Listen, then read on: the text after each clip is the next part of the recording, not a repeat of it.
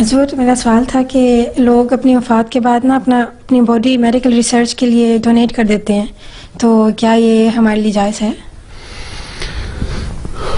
یہ بعض جہاں تک ہے نا کسی فائدے کے لیے آرگن دینا، وہ تو کوئی حرج نہیں، اس میں دے دینے چاہیے، اگلی انسانی جان بچانے کے لیے مل جاتے ہیں۔